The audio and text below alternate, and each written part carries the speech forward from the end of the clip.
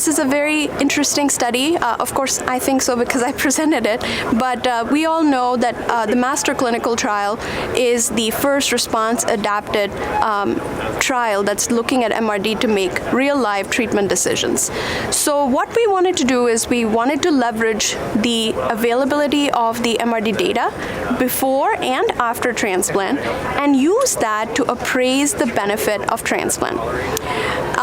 As we know, in the field of myeloma, autologous stem cell transplant is always brought in for questioning, and in the context of quadruplet therapies, the clarity of the need for autologous transplant is unknown.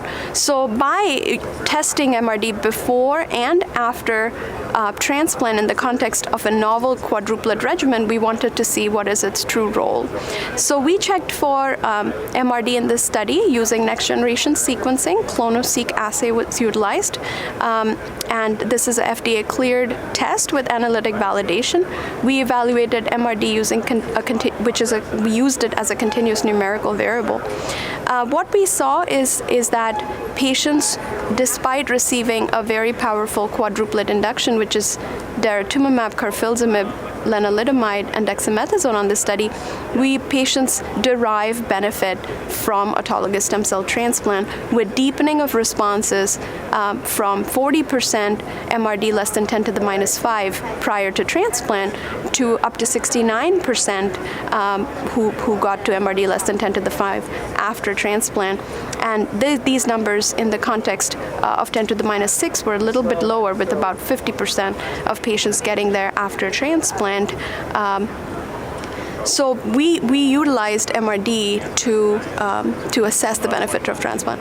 One other aspect that we noted on the study was the role of cytogenetics, and it was very interesting to see that the patients who with high-risk cytogenetic abnormalities, particularly those that we define as ultra-high-risk myeloma with 2 or more cytogenetic abnormalities, derived the greatest benefit from the autologous stem cell transplant. Patients who had no high-risk abnormalities were less likely to derive as much benefit, as shown by the median log reduction in the MRD levels of 0.9 versus patients with ultra-high-risk myeloma, where it was 1.34 log reduction with transplant.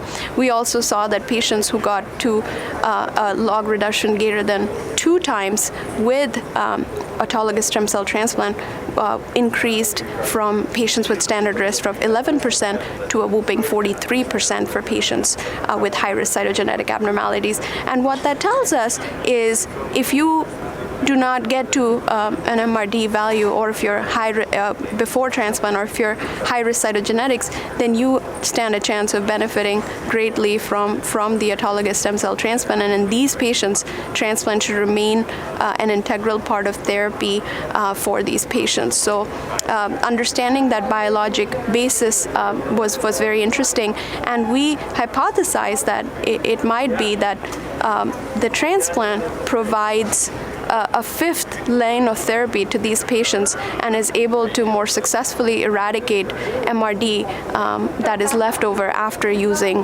powerful novel quadruplet therapy.